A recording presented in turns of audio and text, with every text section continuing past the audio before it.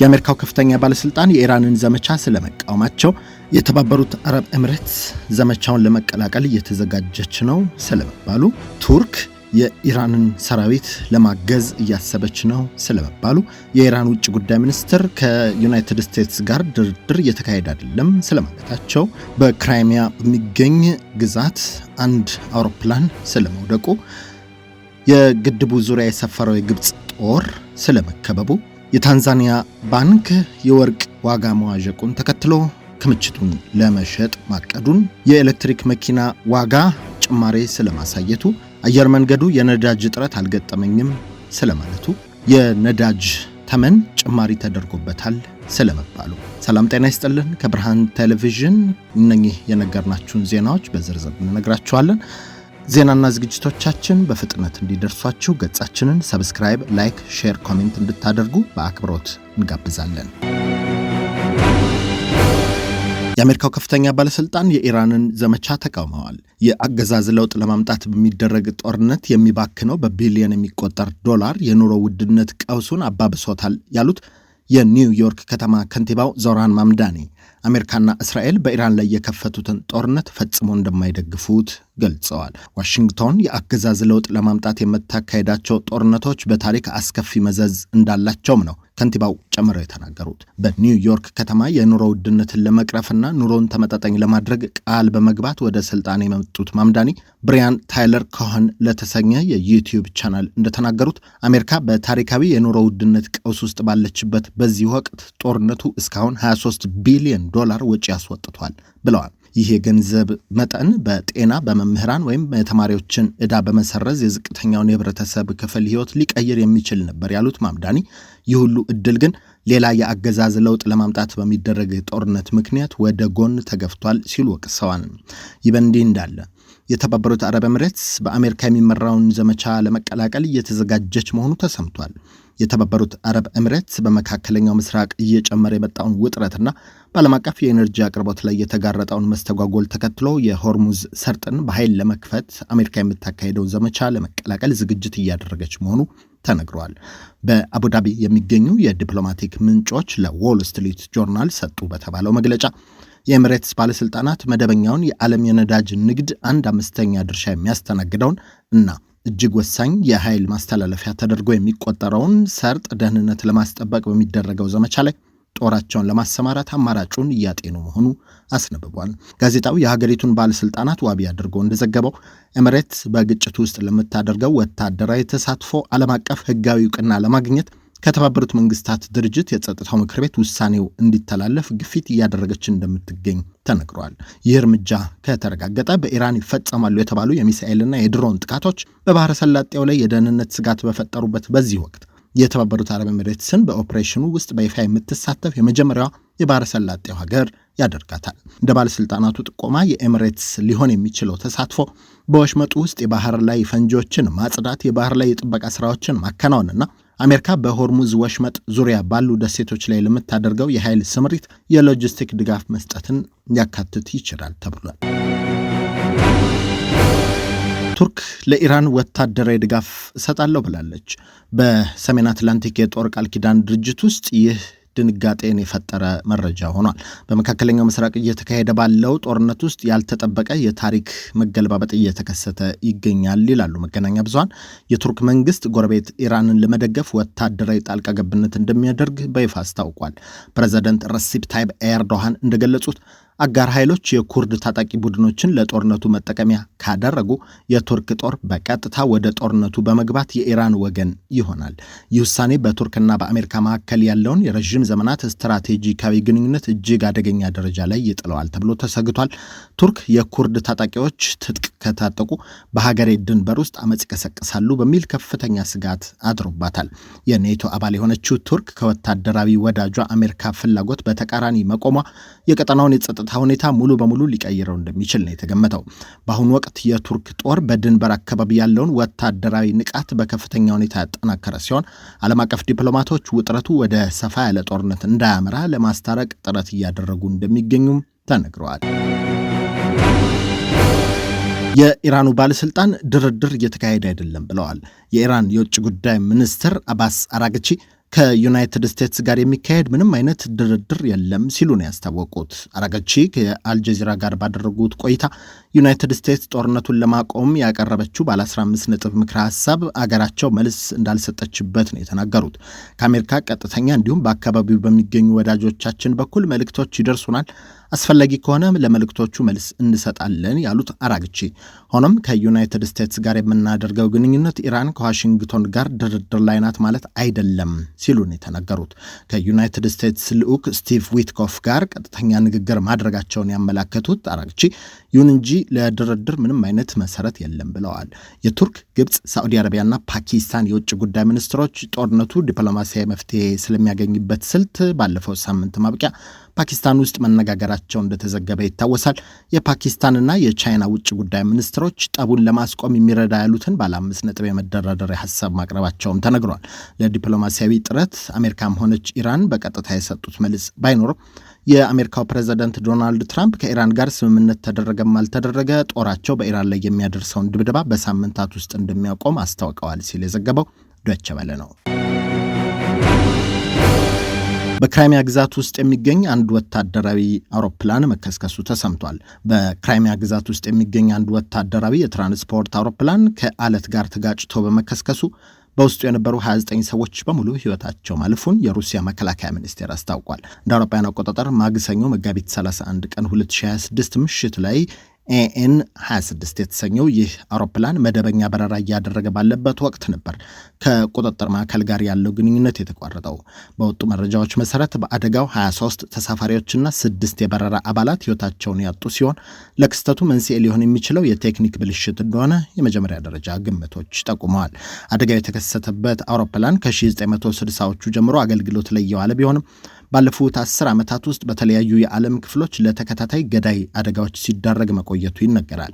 በተለይም በዩክሬን፣ ደቡብ ሱዳን፣ ኮት ዲቯር ተመሳሳይ አውሮፕላኖች ተከስክሰው የሰዎች ሕይወት ማለፉ ይታወሳል። ታላቁ የኢትዮጵያ ህዳሴ ግድብ ዙሪያ ሰፍሮ የነበረው የግብፅ ጦር በሱዳን ታጣቂዎች መከበቡ ተሰምቷል። በኢትዮጵያ ታላቁ የህዳሴ ግድብ አቅራቢያ በሱዳን ድንበር ሳሊ በተባለ አካባቢ የሰፈረ አንድ የግብፅ የጦር ሻለቃ በፈጥኖ ደራሽ ድጋፍ ሰጪ ኃይሎች ታጣቂዎች ከበባ እንደተደረገበት ተነግሯል። ከበባውን ያደረገው ታሲስ ወይም የሱዳን መስራች ጥምረት የተባለ አዲስ የታጣቂዎች ስብስብ መሆኑን ደግሞ ሌሎች መገናኛ ብዙሃን ዘግበዋል። ይህ የታጣቂዎች ስብስብ በጀነራል አልቡርሃን ከሚመራው የሱዳን ጦር ከተገነጠሉ ወታደራዊ አመራሮችና የምዕራብና የደቡብ ሱዳን የጎሳ ሚሊሻዎችን በአባልነት የያዘ መሆኑን የተነገረው ቡድኑ በሳሊ አካባቢ የሰፈረውን 650 ገደማ ወታደር የያዘ የግብፅ ሻለቃ ከበባ ውስጥ ካስገባ በኋላ ያለምንም ቅድመ ሁኔታ እጅ እንዲሰጥ መጠየቁን የሱዳን ታይምስ ዘግቧል። እንደ ዘገባዎች ከሆነ የግብፅ ሻለቃው አካባቢውን ለቆ ለመውጣት መንገድ እንዲከፈትለት የጠየቀ ቢሆንም የጥምረቱ ኃይሎች ግን ጥያቄውን ውድቅ በማድረግ ወታደሮቹ ትጥቅ እንዲፈቱ አዘዋል። ቀደም ሲል የጀነራል አልቡርሃን መንግስት ድጋፍ ለማድረግ ወደ ሱዳን የገባው የግብፅ ጦር በቆይታው እንቅስቃሴውን በህዳሴ ግድቡ አቅራቢያና በወርቅ ማዕድን ማውጫ ስፍራዎች ላይ ክትትል ሲያደርግ መቆየቱ ተመላክቷል። ታሲስ የተሰኘው ስብስብ ከፈጥኖ ደራሽ ድጋፍ ሰጪ ኃይሎች ጋር በቅርበት እንደሚሰራ የሚነገርለት ሲሆን በሱዳን የውስጥ ጉዳይ የግብፅን ጣልቃ ገብነት አጥብቆ እንደሚቃወም ይነገራል። ግብፅ በሱዳን እየተካሄደ ባለው የእርስ በርስ ጦርነት ውስጥ ቀጥተኛ ተሳትፎ በማድረግ የጀነራል አልቡርሃን ጦርን ስትደግፍ መቆየቷ ይታወሳል። የታንዛኒያ ማዕከላዊ ባንክ በዓለም አቀፍ ገበያ ላይ የታየውን የወርቅ ዋጋ መዋዠቅ ተከትሎ የወርቅ ክምችቱን ለመሸጥ የነበረውን እቅድ ለጊዜው ማገዱን አስታውቋል። ባንኩ ውሳኔውን ያስተላልፈው የገበያ ሁኔታው አስጊ መሆኑን በጥንቃቄ የተሞላበት ስትራቴጂ ለመከተል በማለም ነው ብሏል። ባንኩ ከጥቅምት 2024 ጀምሮ የውጭ ምንዛሬ ክምችቱን ለማጠናከርና ሀብቱን ለማባዛት በከፍተኛ ፍጥነት ወርቅ ሲገዛ የቆየ ሲሆን እስከ መጋቢት 2026 መጀመሪያ ድረስ 19.6 ቶን ወርቅ ማከማቸት ችሎ እንደነበር ይነገራል። ይህም ባንኩ ካስቀመጠው የ20 ቶን ግብ ጥቂት የማይባል ደረጃ ላይ መድረሱን ያሳያል።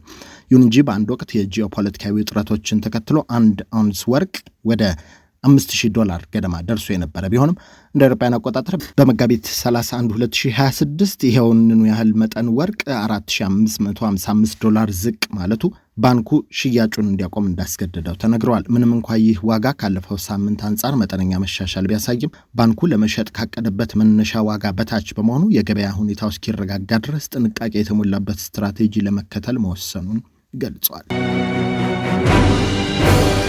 የኤሌክትሪክ መኪናዎች መሸጫ ዋጋ ጭማሪ ማሳየቱ ተነግሯል። ከሰሞኑ በኢትዮጵያ ኤሌክትሪክ መኪናዎች ዋጋ መሸጫ እስከ ግማሽ ሚሊዮን ብር ድረስ መጨመሩን ቢቢሲ ዘግቧል። ይህ ከፍተኛ የተባለ የዋጋ ጭማሪ ከኢራን ጦርነት ጋር ይያያዝ እንደሆነ ቢቢሲ ከዘርፉ ባለሙያዎች መጠየቁንም ነው ያስነበበው። የአውቶሞቲቭ ጉዳዮች ተንታኙ አቶ ብሩክ አወቀ በኤሌክትሪክ ተሽከርካሪዎች ላይ የዋጋ ጭማሪ የታየው ከጦርነቱ ቀደም ብሎ መሆኑን ጠቁመው ከ2 ወር ቀደም ብሎ በኤሌክትሪክ ተሽከርካሪዎች ላይ የታየው የዋጋ ጭማሪ ከጦርነቱ ወዲህ ደግሞ እየተባባሰ እንደመጣ ይናገራሉ። ከትንንሽ መኪኖች መነሻ ቢደረግ ከ400 ሺህ ብር ጀምሮ እስከ 1 ሚሊዮን ብር ዋጋቸው የጨመረ አለ ያሉት ባለሙያው ለጭማሪው ዋነኛ ምክንያት ደግሞ ማጓጓዣ ዋጋ መጨመሩ ነው ብለዋል። በጦርነቱ ምክንያት የተፈጠረው የባህር ላይ እንቅስቃሴ መስተጓጎል ምክንያት በመርከብ በአንድ ኮንቴነር ከ2500 እስከ $4000 ጭማሪ እንዳለ አቶ ብሩክ ጠቅሰው ጭማሪው በተጋነነ መልኩ በኤሌክትሪክ ተሽከርካሪዎች ላይ ቢታይም በነዳጅ የሚሰሩ አነስተኛ የበጀት መኪኖች ላይም ጭማሪ እንደተስተዋለ ተናግረዋል። ለምሳሌ ሱዙኪ ዲዛየር መኪና ከዚህ ቀደም ይሸጥ የነበረው 3,300,000 እንደነበር አስታውሰው አሁን ዋጋው ከ4 ሚሊዮን ብር 300,000 ብር በላይ ደርሷል ብለዋል። የኢትዮጵያ መኪና ዋጋ ገበያ ላይ ጭማሪ ሲደረግ አዳዲሶች ብቻ ሳይሆን አገልግሎት የሰጡም ዋጋቸው እንደሚወደድ ያወሱት ባለሙያው ከውጭ ከሚገቡ የኤሌክትሪክና የነዳጅ መኪኖች በተጨማሪ በሀገር ውስጥ የሚመረቱ ወይም የሚገጣጠሙ ተሽከርካሪዎች ላይም ጭማሪው እንደተስተዋለ አውስተዋል። አቶ ብሩክ ለውጡን ሲያብራሩ ጭማሪው የታየው የኤሌክትሪክ መኪና ስለጨመረ ወይም ሰው ነዳጅን ትቶ ወደ ኤሌክትሪክ ስለዞረ ሳይሆን ሰዎች የነዳጅ ዋጋ ጨመረ ወይም እጥረት ተከሰተ ሲባል በቀላሉ ይደነግጣሉ። የኤሌክትሪክ መኪና ፍላጎት መጨመር ከዚህ በፊትም የታየ ነው ይላሉ። ከነዳጅ አቅርቦትና ዋጋ ጋር በተያያዘ የሚፈጠረው ስጋት ተጠቃሚዎች ወደ ተሻለው አማራጭ እንዲያዘነብሉ ገፊ ምክንያት መሆኑንም ነው ያስረዱት። በኢትዮጵያ አብዛኛው የመኪና ግዢ የሚከናወነው መካከለኛ ገቢ ያለው የማህበረሰብ ክፍል መሆኑን በመጥቀስ በብዛት የሚሸጡት በዋጋቸው አነስ ያሉት የቢዋይዲ ተሽከርካሪዎች መሆናቸውን የአውቶሞቲቭ ጉዳዮች ተንታኙ ተናግረዋል። አንድ ጊዜ ቻርጅ ተደርጎ እስከ 400 ኪሎ ሜትር የሚጓዘው የቢዋይዲ መኪና አይነት ከኢራን ጦርነት በፊት 3,300,000 ብር ገደማ ይሸጥ የነበረ ሲሆን አሁን ዋጋው እስከ 3,800,000 መድረሱ ተነግሯል። የኢትዮጵያ አየር መንገድ የነዳጅ እጥረት አልገጠመኝም ብለዋል። የኢትዮጵያ አየር መንገድ በመካከለኛው ምስራቅ እየተካሄደ በሚገኘው ጦርነት ምክንያት የነዳጅ እጥረት እንዳላጋጠመው አስታውቋል። አየር መንገዱ በጦርነቱ ሳቢያ በረራዎችን አካሄዶ የሚያስፈልገውን ነዳጅ ለማግኘት አስቸጋሪ ቢሆንበትም ከተለያዩ ካላቸው አማራጮች ነዳጅ እያገኘ እንደሆነ ነው ያመለከተው። የሆርሙዝ ሰርጥ መዘጋትን ተከትሎ መጠነኛ ጊዜያዊ ጫና ቢፈጠርም ከአየር መንገዱ ወጪዎች 45% የሚሸፍነው ነዳጅ ከመንግስት ጋር በመነጋገር የአውሮፕላን ነዳጅ ከአማራጭ ቦታዎች እየተገዛ እየቀረበለት በመሆኑ ምንም አይነት በረራ አለመቋረጡ ተመላክቷል። አየር መንገዱ ይህንን ያስታወቀው በአህጉሪቱ የአውሮፕላን እድሳትና ጥገና የማካሄድ ያለው አቅም ዝቅተኛ በመሆኑ የዘርፉን አቅም መገንባት የሚያስችሉ ጉዳዮች ላይ ለመወያየት ስብሰባ ከተካሄደ በኋላ ነው። የአፍሪካ አየር መንገዶች ማህበርና የኢትዮጵያ አየር መንገድ በጋራ በአዲስ አበባ ባካሄዱት መርሃ ግብር አየር መንገዱ ያለውን አቅም ለማስተዋወቅ እንደተጠቀመበትና ሌሎች አየር መንገዶችን በአውሮፕላን ጥገና መርዳት እንደሚችል እንዳሳየበት ዋና ስራ አስፈጻሚው መግለጻቸው ተነግሯል። ይህ በእንዲህ እንዳለ አየር መንገዱ ከሚያካሄዳቸው በረራዎች ወደ 8 የሚጠጉ አገራት ላይና 11 የበረራ ጣቢያዎች ላይ በረራ አቋርጦ የነበረ ሲሆን ያለውን የጸጥታ ሁኔታ ካጠና በኋላ ግን በ5 አገራት ላይ ዳግም በረራ መጀመሩን ተናግረዋል። ከዚሁ የነዳጅ ጉዳይ ሳንወጣ ከ20 ቀናት በፊት ተደርጎ የነበረው የነዳጅ ዋጋ ጭማሪ በድጋሚ ለውጥ እንደተደረገበት ተመላክቷል።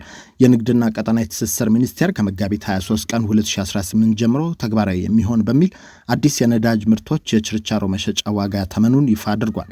አዲሱ መመሪያ ካለፈው መጋቢት 1 ቀን 2018 ጀምሮ ወጥቶ ከነበረው ተመን ጋር ሲነጻጸር በሁሉም የነዳጅ ውጤቶች ላይ ከፍተኛ የዋጋ ጭማሪ ማሳየቱ ተረጋግጧል። ከመጋቢት 23 ቀን 2018 ጀምሮ ተግባራዊ የሆነው ማሻሻያ መሰረት ቤንዚን 142 ብር ከ41 ብር እንደሚሸጥ ሲነገር ይህም ከ10 ብር ከ23 ሳንቲም ጭማሪ መሆኑ ተነግሯል። ነጭ ናፍጣ በ23 ብር ከ25 ሳንቲም ጭማሪ ሲያሳይ ኬሮሲን በ5 ብር ከ25 ሳንቲም ጭማሪ አሳይቷል። ቀላል ጥቁር ናፍጣ የ26 ብር ከ95 ሳንቲም ጭማሪ ሲያሳይ ከባድ ጥቁር ናፍጣ በ27 ብር ከ23 ሳንቲም ጭማሪ አሳይቷል። የአውሮፕላን ነዳጅ በ150 ብር ከ48 ሲሸጥ ነበር የ5 ብር ከ25 ሳንቲም ጭማሪ ማሳየቱ ተነግሯል። በተለይም በናፍጣ ምርቶች ላይ የታየው ጭማሪ እጅግ ከፍተኛ መሆኑን ጨምሮ ያስነበበው አዲስ ስታንዳርድ ነው። ከብርሃን ቲቪ ዜናና ዝግጅቶቻችን በፍጥነት እንዲደርሷችሁ ገጻችንን ሰብስክራይብ፣ ላይክ፣ ሼር፣ ኮሜንት እንድታደርጉ እንዲሁም የማንቂያ ደወሉን ብታበሩ በአክብሮት እንጋብዛለን። ጤና ይስጥልን።